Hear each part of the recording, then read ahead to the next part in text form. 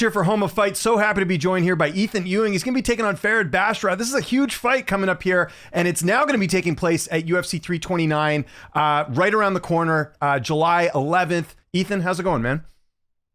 It's going fantastic. Yeah, like you said, I got a big fight coming up, big opportunity on a big show, and that was not the case, or that was not the show that I was going to be on, to say the least. And so I'm excited. Camp is going well. I'm getting after it. I'm still in the boxing garage, so all is well. Yeah, I was just saying off camera that you're in your element right now, so it's always good to get you there. Tell me when you found out that you were moved to the Conor McGregor card, which I'm sure a lot of fighters want to get on this event. There's going to be a lot of eyeballs. Yeah. I think it was finalized last Thursday, so just a couple days ago. Um, and it's exciting. It's International Fight Week was the one I wanted to be on.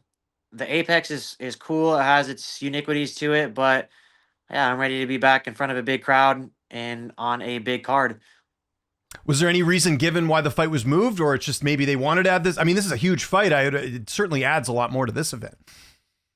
That's the reason. This is a big fight. It's a ranked opponent in Farid, another undefeated opponent, and yeah, it's going to be a big one. So for it to be stuck in the Apex was probably not ideal. I think they knew what they had and put it on the right card.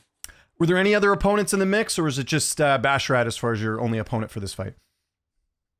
Yeah, Basharat was it from the beginning. Okay. Yeah, I know sometimes they'll give you a couple different names, or they'll, sometimes they have to work on certain things, but glad this one all worked out. And 15-0, undefeated. You fought undefeated guys before, of course. How do you feel like stylistically you match up against him here? I feel fantastic. The guy, he does what he does well. He moves around, keeps the game long, but what we were just discussing today, this is a game of tactics, of smart. This is a chessboard, so I am well tuned for what he's going to bring. I understand what it is he's going to do, and I'm ready to negate all those things and apply my game. So I feel like I match up excellently against anybody, but for Farid right now, I feel like I match up very well. As far as camp goes, same training partners who you mainly working with, who's helping you get ready for this fight? Yeah, same training partners. I've been over with Larry on Douglas, Cub Swanson. I've been training a little bit with those guys. Nice. I trained with them in the past. I've gotten back over there. I move around a lot. I get a lot of different looks. I'm in the boxing gym. I'm in various MMA gyms, but the home gyms remain the same. I'm here with Coach Dale in the garage. That's where all my boxing is from. I'm with Coach Eric Paulson at CSW, and I'm with Ben Jones over at the Den. Yeah, and you got lots of notice for this fight, right? I believe you found out, it looked like a while ago, so like a full camp, right, is my understanding? Yeah, it was like 6 weeks, so we were a little short, 2 weeks short on a full camp, but um, it just got extended, so we are now there over 8 weeks. Yeah, which is great, because obviously I remember your debut was like, what, a couple days notice to get that one, or like a week, I think, so a little bit more ideal. It was Thursday morning they let me know. Thursday night I was on the plane, and Saturday we were fighting at MSG. Yeah, so a little bit better circumstances this time around. And then obviously you always make weight, but you had plenty of notice for this one. That's all going well ahead of the fight? Yeah, all is well. I train very hard, so I burn lots of calories all day long, and I'm a professional. I haven't missed weight yet, and I don't plan on ever missing weight. When you look at the fact that he's undefeated, and I don't know if you do tape study or if it's more your coaches, where do you think opponents have fallen short against him? What are some ways that you see him winning his fights that other opponents haven't been able to like sort of exploit in his fights? It's very basic in every fight is controlling the exchanges. So he does the control of the distance very well. And this, like right off the bat, he's controlling that distance so that he can engage long, draw you into his shots, and then he controls the dance from there. These guys are now guessing, waiting, and getting stuck in that. But then even you see the guys that initially get caught in that, when they say forget it and they put a pace on him, they actually do much better because now they push him. He's walking backwards. He can't fight going backwards, and so then it changes a little bit there. But he controls these guys right out the jump with that distance control and those feints. And so, yeah, like I said, it's another thing I'm I'm well accustomed to, and I'm well equipped to ultimately beat once we get in there. And the big question, how's this fight unfolding on July 11th? How do you see it playing out? Um, Realistically, in my head, the sequence that I see is a strong shot lands early on. There's a high possibility with, like I said, with me controlling the dance, with me doing what I want to do.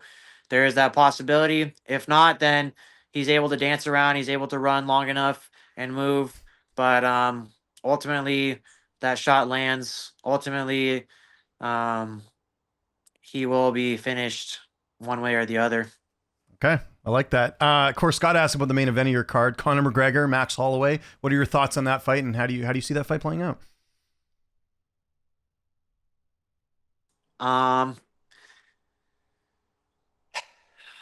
Max is always down for a fight. A he's a current guy. You know, he still trains. He still lives the lifestyle.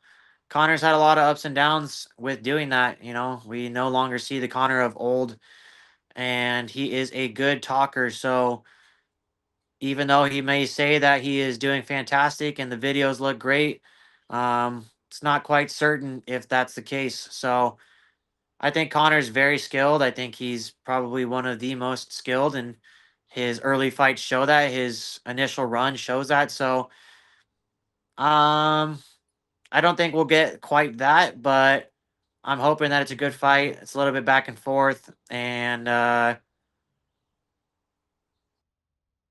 don't see it going the distance, but I don't know who I lean towards, honestly. I mean, I would have to say Max is just, like I said, living in the moment, living as a fighter, and that it possibly goes his way. Okay. I like the great assessment. Couldn't ask for a better assessment there, and I agree with a lot of what you just said there. The other fight I wanted to ask you about, it's in your division, is Cory Sandhagen and Mario Bautista. This is a rematch. So, of course, they fought way back in 2019. It was Bautista's debut, short notice and all that. And obviously, both fighters have had great careers since then, but that's a big one in your weight class. Who do you think gets the edge there? I haven't seen anything that will stop Sandhagen from Bautista. He's a fantastic grappler. He's very strong there. But Corey's very slick, very tricky, trains with high level guys, and high level like jiu-jitsu technicians. So I've never seen Corey have a problem on the ground. Um, I just think Corey is the more equipped individual. I think he takes it. A win here, a ranked opponent, an undefeated opponent. That's got to really propel you up. I mean, you already had the win over Malcolm Wellmaker, but I feel like this win would be so significant, especially the card it's on. Like, I know you're not looking past July 11th, but you got to know the implications of a win here, I'm sure. Oh yeah, for sure. I mean, I said it in the last one, and I'll continue to say Yeah. it that all those guys are on notice. That belt is what I have in my eye. That belt is the goal. So the rest are just numbers to me, and so I will continue to climb up those numbers, climb up that ranking, and soon I look to be contending for that belt and then wearing it around my waist. What do you think's going to happen with the belt next? Because there's some talk that they're waiting for Merab to get, another shot, because he obviously defended his title, him fighting Jan in the trilogy. But then there's also this Sean O'Malley and Eamon Zahabi fight. If O'Malley wins that, does he leapfrog, get another title shot? What do you think's going to happen? Um, Or I do you don't think even care about that stuff? I I don't know. think I think Marab bringing it coming back would be probably how it should go. Um, but a lot of those things are it's a popularity contest. So if Sean O'Malley and them put on a good show, they make enough hype, then that could definitely be the case. I watch those things closely because those are contenders in my division. But yeah, I'm not too concerned until I have to face that individual. I know we're a couple weeks removed, but what did you think of Sean Strickland beating Chimaev? That was a pretty big upset. That surprised me. I mean, the way it went. I'll be honest. I mean, I don't know what was going on in that fight. That was a very odd showing for Chimaev. He looked gassed. I know people talk about the weight cut. I'd love to see how much weight he actually cut because we all cut a lot of weight. So I'd love to know the numbers behind that. But yeah, I don't know, man. It was very odd for Chimaev to come out, show out like that after having trained like they said he was training, and so that was super weird for him to not be able to control any of the grappling exchanges, takedowns. I know Sean said that he'd be ready for it, but Chimaev on a good day, it doesn't go that way. I would expect the control and the dominance from Chimaev with the grappling stuff. So that was a weird one. It was weird to see. It was kind of questionable. Do you think Chimaev, they should do the rematch next, or would you like to see him go to 205? Because even prior to this fight happening, there was so much talk about him moving up to 205, and obviously the weight cut, we talk about that, how much it was. Should he move up another weight class? Like, what's your thoughts on that? Would you rather see him get the rematch? I would love a rematch there so that we could see like the reality of that. If he comes and doesn't show up again and it's the same thing, then you bury it and you move on. But like I said, I don't think what happened there was real. I don't know if something in his camp took the wind out of his sails, took his energy. I don't know if it was the weight cut solely. So I'd love to see a rematch there. And then yeah, if the weight cut is too much for him, then move up to 205. He's a big guy. He's not small by any means, and I think he has a possibility of doing well there. So yeah, rematch first, and then we go from there. The only problem is poor Nasruddin Imavov. If they end up doing the rematch, he's going to get, be on the sidelines again. I guess that's how the sport goes, though. But we'll have to see what happens there. Just two more quick ones. Did you watch the MVP event or see what happened? Obviously, the Rousey and Carano card. Did you pay attention to any of that, or just that's not on your radar? I saw some of the winners. I saw some of the fights, I guess, too. Yeah. What'd you think? I mean the Rousey versus Carano is like, I don't know, what do you expect? I guess that it was a lot of hype for there not to be a lot of reality behind it. So that was to be expected. Ngannou to be expected. There were some of the younger guys on the card that I fought with, in the local shows around here. It was cool to see them have that opportunity. Those ones were a little bit closer contested. Yeah, it was more gimmicky than anything. I don't think there was a plethora of talent. I think there certainly were fights that had talented individuals, but I think for the most part it was kind of gimmicky, and I don't know. I don't know what to expect from the next one. And last question has nothing to do with fighting. Being a California guy, are you going to be voting for Spencer Pratt in the upcoming election? I don't know if you're able to vote for him. I'm not in LA, so Out of your yeah, jurisdiction. he's Yeah, out. that's what I thought. I wasn't sure if you were able to vote for him. I Would think you I vote would for him, though. though? Yeah. Yeah. From what I've seen, I like how he's running his campaign, and I like what he's stating out there. So I would, out of all those three, he would definitely be the top choice. Well, I think, too, he's highlighting a big problem that's going on that I'm not saying is being ignored, but it's not being managed well, obviously. There's a lot of issues with and I know it's a complex issue with the homelessness and all that stuff, but I'm sure you see it, too, where it's like, it didn't used to look like this in California as a whole, right? It used to be a lot more, there's more people thriving, I would think. Yeah, I mean, there's a lot of, in my opinion, corruption with where the money goes. I think as politicians across the board, not just in California, but in its entirety, are definitely, corrupt to some extent. All of them. So, um, yeah, it's hard to see it.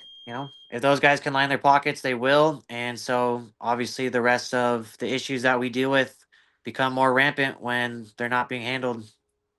But something that will be handled is business here, July 11th, UFC 329, you and Basharat. It's going to be a good one. Ethan, thanks so much for doing this. As always, if there's anyone you want to thank before we get out of here, any sponsors or any social media you want to mention, I'll give you the last word.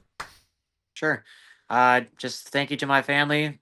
They have supported me from day one. My wife, she has been amazing. She's believed in me back when I was busting tables at BJ's and she was a server, and I had just started this thing and I told her I would be here someday. So shout out to her. Shout out to Fowler Gun Room in Orange County. Best gun room all around. Hands On Wellness Center in Anaheim Hills. Chiropractic, they take care of me. And OcuSafe Network, best safety business in the game. Shout out to all my coaches. Shout out to all of my people that support me. And there will be fireworks July 11th. You can expect that. And you can see that I will be chasing that finish.